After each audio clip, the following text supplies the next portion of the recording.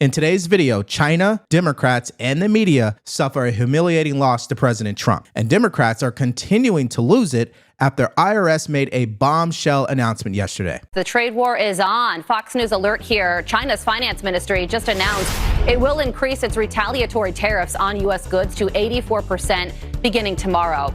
This is up from 34% previously imposed. Maria, I think it's unfortunate that the Chinese actually don't want to come and negotiate because they are the worst offenders in the international trading system. They have the most imbalanced economy in the history of the modern world. And, I can tell you that this escalation is a loser for them. So, they can raise their tariffs, but so what? Now, this takes us to the big announcement from President Trump, because as a result of China retaliating with 84% tariffs, here's what he said. Based on the lack of respect that China has shown to the world's markets, I'm hereby raising the tariff charged to China by the United States of America to 125%, effective immediately. At some point, hopefully in the near future, China will realize that the days of ripping off the USA and other countries is no longer sustainable or acceptable. Conversely, and based on the fact that more than 75 countries have called representatives of the United States, including the Department of Commerce, Treasury, and the USTR, to negotiate a solution to the subjects being discussed relative to trade barriers, tariffs, currency manipulation, and non-monetary tariffs, and that these countries have not, at my strong suggestion, retaliated in any way, shape, or form against the United States, I have authorized a 90-day pause and a substantially lowered reciprocal tariff during this period of 10%, also effective immediately. So essentially, President Trump has turned this from the world versus America to the world versus China. This was driven by the president's strategy. He and I had a long talk on Sunday, and this was his strategy all along. And that, you might even say that he goaded China into a bad position. They responded. They have shown themselves to the world to be the bad actors. And we are willing to cooperate with our allies and with our trading partners who did not retaliate. It wasn't a hard message. Don't retaliate. Things will turn out well.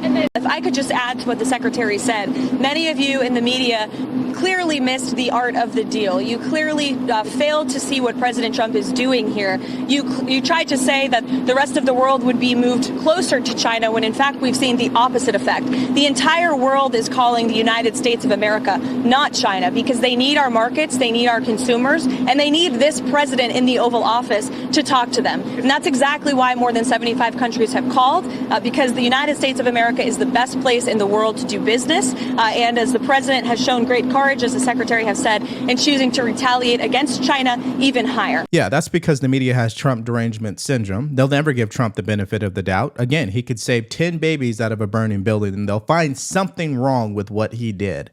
And that's why they're never going to cover him in the right way. I've always been a firm believer from day one is let the results tell the story. Why are they jumping to conclusions and, in fact, in some cases, sympathizing with China? Now, last night, Kevin O'Leary brought up some great points that I want you to hear and how we really should be dealing with China. Take a look. 104% tariffs in China are not enough. I'm advocating 400%. I do business in China. They don't play by the rules. They've been in the WTO for decades.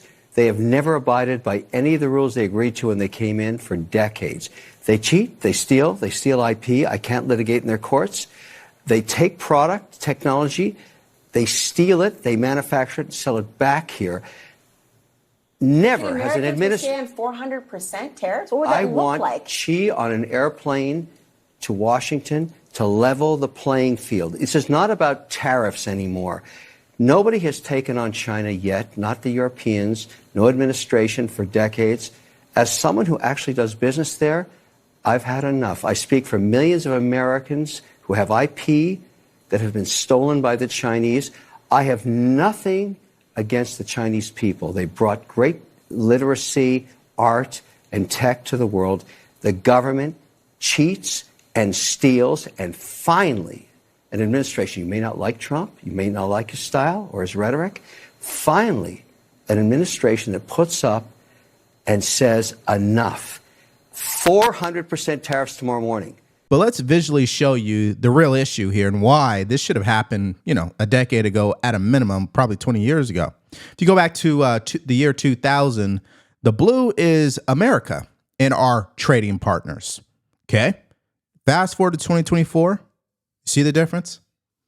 See, China's not stupid, okay? They've been gaming the system from day one, and they're going to continue to do whatever they can to control countries, but not in the way that you think militarily. They can control a country economically. And let's not forget all of the IP that they steal. A lot of people still don't even understand that issue. It means that if you created a product here in America, you manufactured the prototype, you sent it to China so they can mass produce it, they steal the design, make a cheaper knockoff, and put you out of business.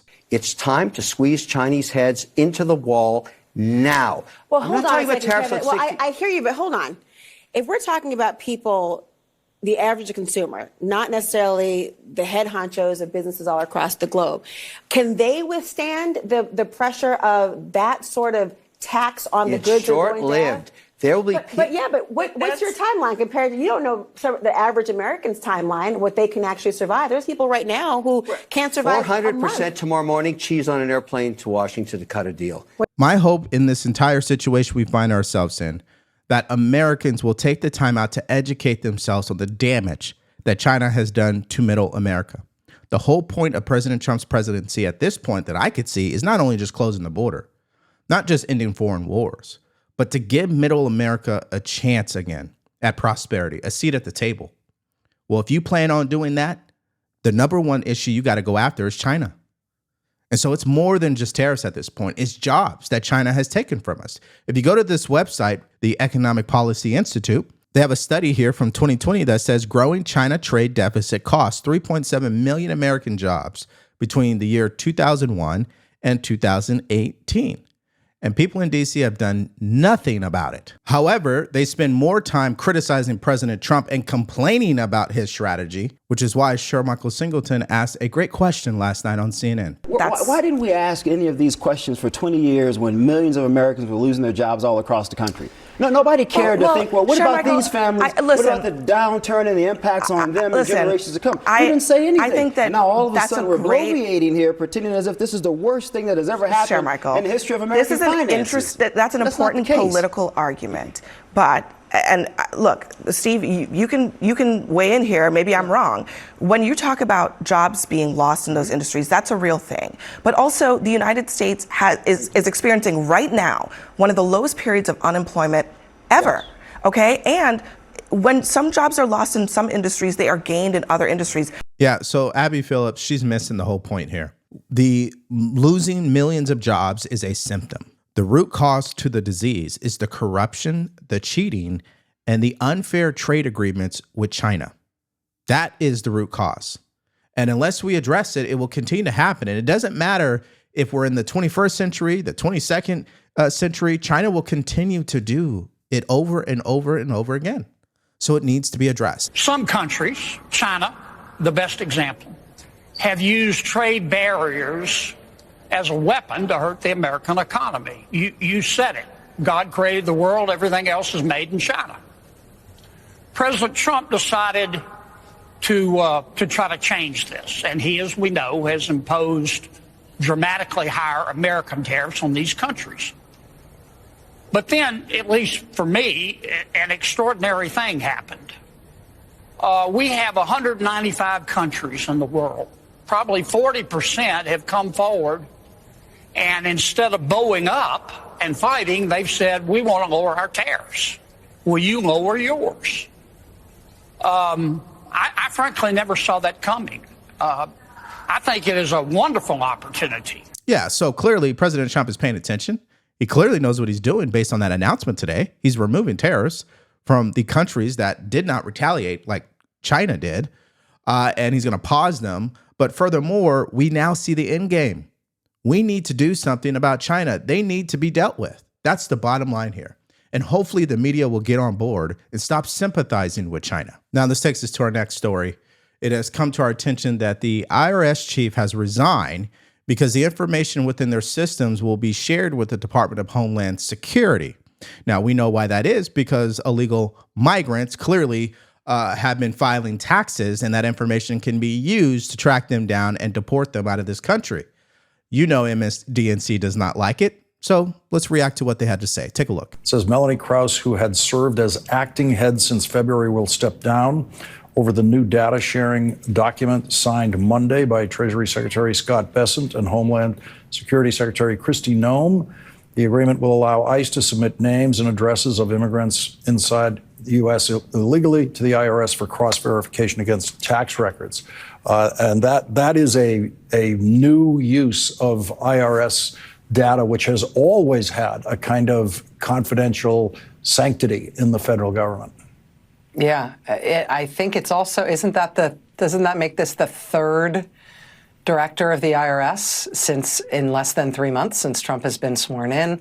That's also very bad. I mean, Americans are all filing their taxes right now. Part of that is wanting to know that the IRS is competent and is going to treat us fairly, but it has always been the bargain with the U.S. government that we submit that information to the IRS specifically for the purpose of adjudicating our taxes and not for any other thing. And that's why people comply with tax law. This is a fundamental break here. Okay, adjudicating our taxes. Got it, Rachel Maddow. So you must have been one of those individuals that supported the IRS and they're snooping into people's bank accounts to see if they were spending more than $600 on Venmo, right? And Cash App, right? I mean, listen, let's not pretend the IRS are a bunch of saints, okay? That's number one. Number two, if you're in the country illegally and you've been paying taxes, don't you think the federal government should know that information? The whole point is to clean up what Joe Biden did wrong here, which has allowed a mass invasion to occur. Now, I know the real question here is what information exactly do they have access to? Well, watch this clip. As part of the deal, ICE will come to the IRS with names and addresses of migrants they believe are here illegally. The IRS would then cross-reference that information with their taxpayer data.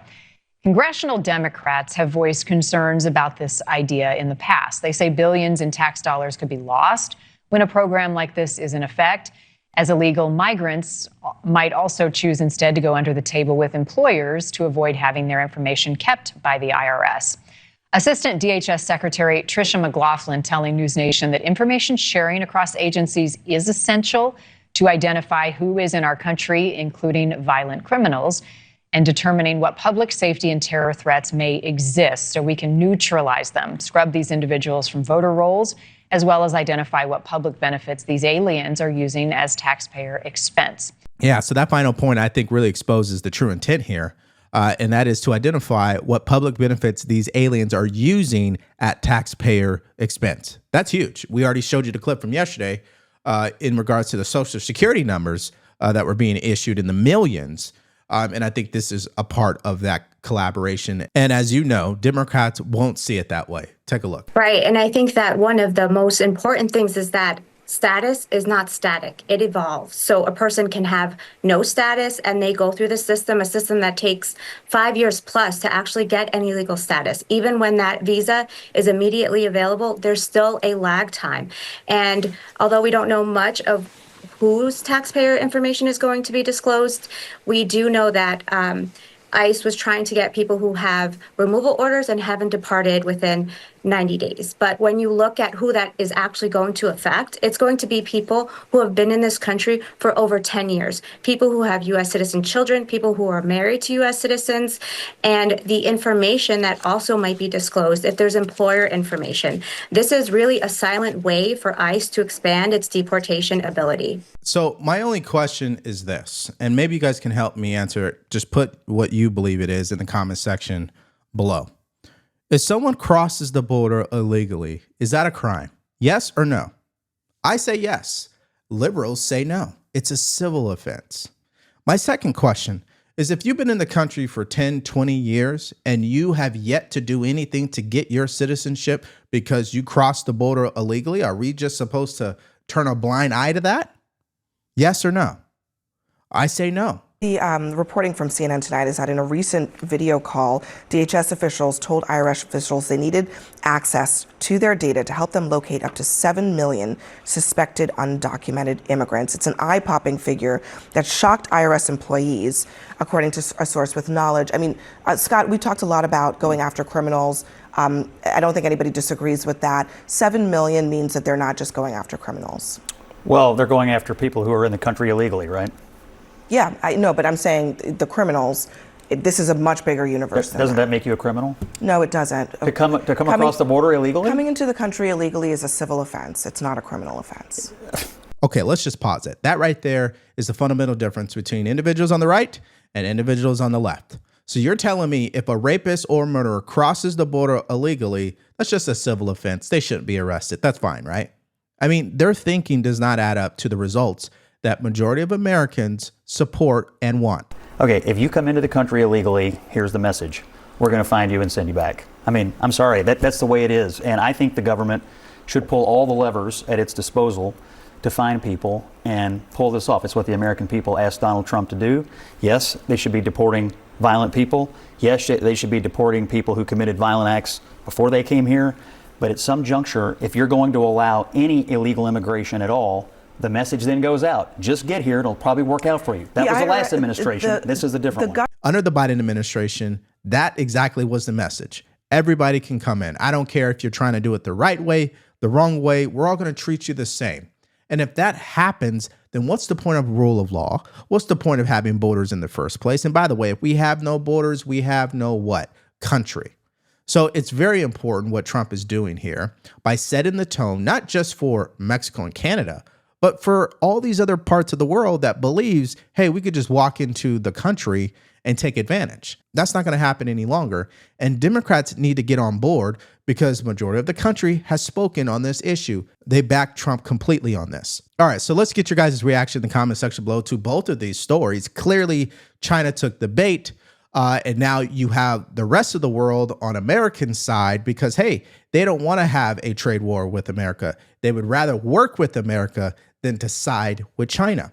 And then obviously the second story, the IRS is now working with DHS. They will be sharing information in order to assist ICE in deporting illegal aliens. Let me know what you guys think about both these stories in the comment section below. Now, last night, there was a little drama that we had to talk about, and that is Elon Musk versus Peter Navarro. After Navarro claimed that Elon Musk is not really a manufacturer, Elon Musk fired back and called him a moron. So if you missed out on that story and more from last night, all you have to do is click on that video because it's coming up right now.